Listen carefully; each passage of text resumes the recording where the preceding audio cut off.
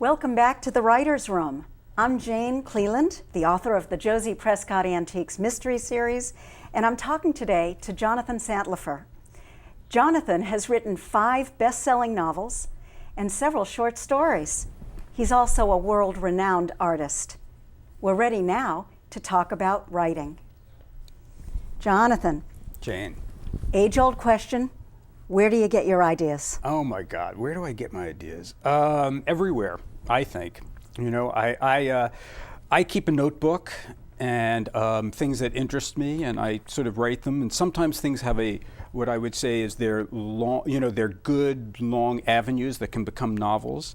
Others are short roads that are good short stories. Yeah. So when you get the first idea, it sounds like you have an arc that comes with it. I usually have an idea. When I have an idea for a book, I have to play with it for a while to see if it's going to become something. And I am not an outliner. So I'm a more organic writer. So it takes me a little while to figure out where I want to go. Do you have the whole plot in your head before you begin? No, I wish I did. I don't. I have this sort of general idea of what I want to do, but I find that if I have the whole book, I'm not interested enough to write it, because I find that I never know what, even so though... there's kind of discovery that's happening along the writing process. Oh, absolutely, But do you know who killed the person? Do you know who's going to die? Oh, yes, I know those things, but you know what I don't see, here's the thing. If I took you and me and I put us, and we're here and we're talking, we're going to say certain things. But if I take those same 2 characters and I put you somewhere else, if I put you in the back of a deep freeze and, I don't know, behind a butcher, we're going to speak very differently. So I'm never quite sure what my characters might say, and so I find it really exciting when they're saying things. I'm like, really? Okay, and I just follow it for a while. It doesn't always stay. But, yeah. That's so interesting. You are, in my opinion, a wonderful writer. Oh, thank you use language beautifully, and I have a couple of specific questions about it. Okay. I want to read you one sentence from The Death Artist. Really? I think. And I'm not going to ask first. I'm going to read the sentence first, and then I'll ask. Okay. She can feel him watching in the tiny kitchen as she gets the coffee going. Now, that's a phrase. The sentence goes on. She can feel him watching in the tiny kitchen. How did you decide what point of view to use?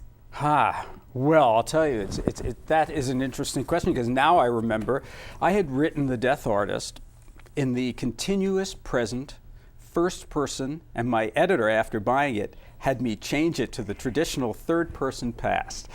But I'm an agonizer. I agonize over every line that I write. Although I do think that writing, I think you get better and better as you write. I really believe that. So, Did I answer your question? Well, no, but we're going to come back there. But you got me thinking about something else. What you just said was that you let the characters write themselves. They're having this dialogue, and that's what's happening, and you say, oh, really interesting. And yet you're agonizing over every line. Reconcile those 2 for me. Well, okay. All right. Well, I don't, there's a situation. So Jane and I, we know we've killed someone, okay?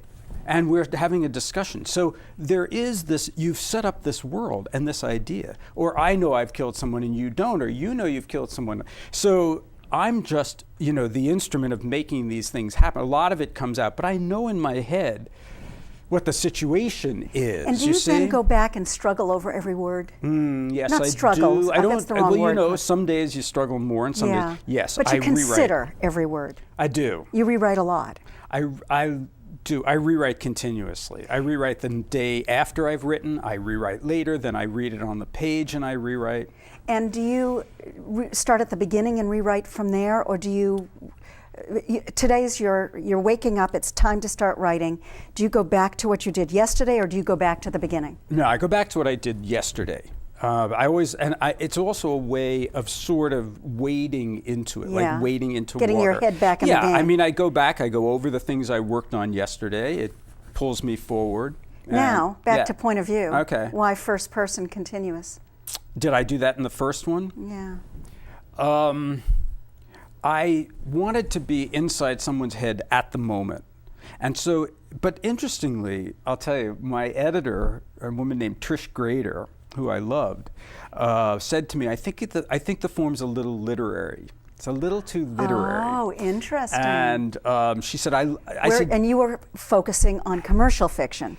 Just to make it clear for our listeners, our viewers, what we're talking about here, mysteries, crime fiction are generally considered to be in the arena of commercial or popular fiction. You know, there's so much about that statement that we could talk about. I mean, you know, the fact that, you know, going back to things that were considered popular and now are considered literary. And I sort of, you know, as an artist, I fought against those boundaries and those borders, and I fight against it in writing. My whole life I would read, when I was a kid, what I would consider a real book and then a crime fiction book. And I realized, well, wait a minute, you know, there are just as many great crime fiction and genre books. And so you know, nevertheless, I want people to read my books. You know, I want them to enjoy them. I want, you know, I know that at heart, we are entertainers. That's interesting, isn't it? I believe that. And one thing about that point of view, and then I'm going to move on to another writing question, is that there was an immediacy about it. With she can feel him watching her. It is very right there.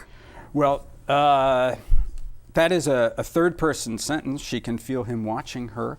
I mean, I've gotten a lot of letters from people who always, you know, they think I'm going to be totally insane and demented when they meet me, because I like writing things like that. I like imagining what it's like to have somebody watching you, you know. I'm getting the creepy jeebies. I'm so glad.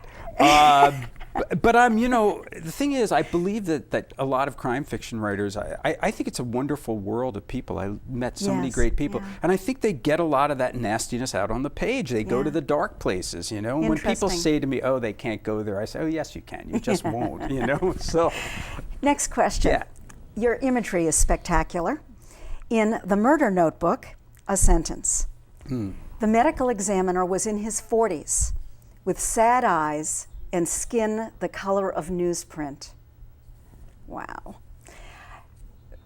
My question is about the writing process. Did you just write that?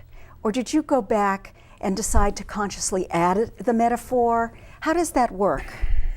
I probably just wrote it, because when you say it now, I mean, I can't remember writing every line, but I do remember thinking, what a medical examiner who's inside in the deep freeze all day skin would look like. And the word newsprint just came to me, you know, like no color. So I also, when I write, when I'm writing at my best, I see it. I literally see it and I follow it. Yes, you're writing what you're seeing. Right, I'm walking through the room, I'm there. Interesting.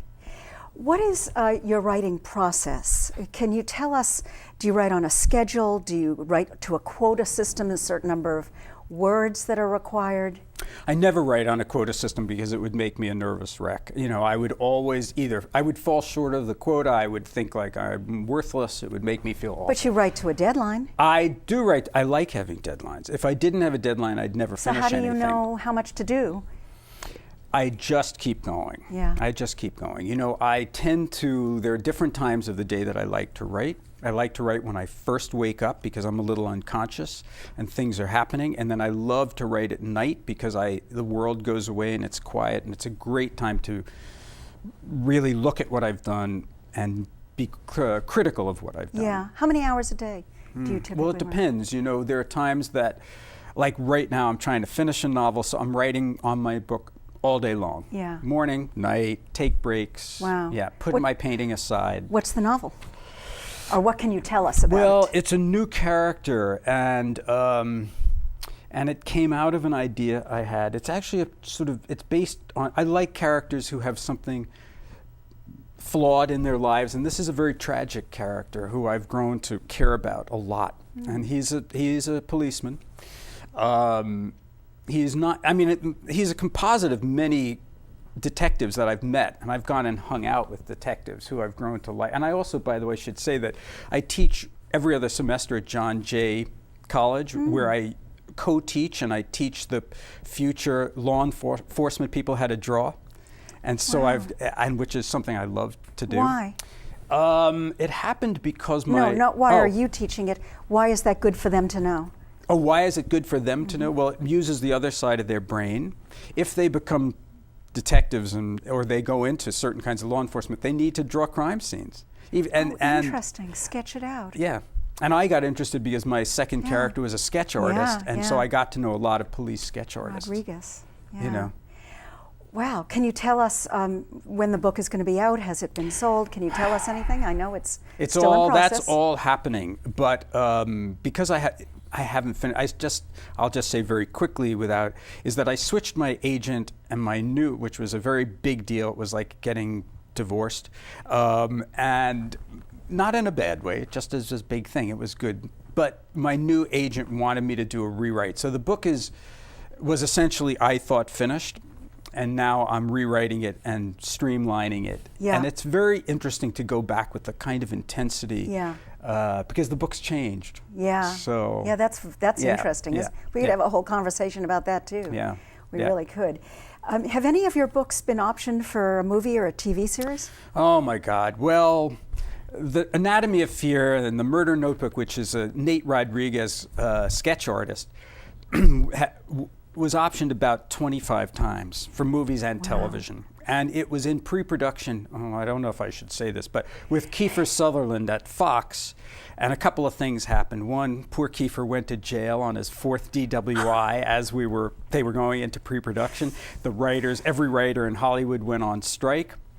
And I remember, anyhow, so that fell apart. Then Paramount took it, then somebody else took it, then blah, blah, blah. But here's a really interesting thing. The Death Artist, when it first came out, it was a big success. And there were a zillion people interested in movies. And it went through this, and I met lots of actresses who wanted to play Kate, and that was fun. It didn't happen. 10 years later, one of the guys who was interested has gotten back to me, and we're just making the deal now to make the movie. Get out. Isn't that exciting? I know, it's really weird. That's wonderful. So, we'll see. It's been a real pleasure been talking today. Do you have any last thoughts? Just make a suggestion to people who are thinking about starting a career as a mystery writer. Well, what I would say is what I've said to when I visit artists and when I visit writing programs. I think if you want to do it, you'll do it. You'll get there. It's just a matter of sticking to it. I mean, I think the things we want in our life we can get. You don't always get them when you want them, but if you stick to it, you will get them. What wonderful last thoughts. Really? Thank you so much, Thank you, Jonathan, Jane. for being with us. Thanks a lot. See you next time on The Writer's Room.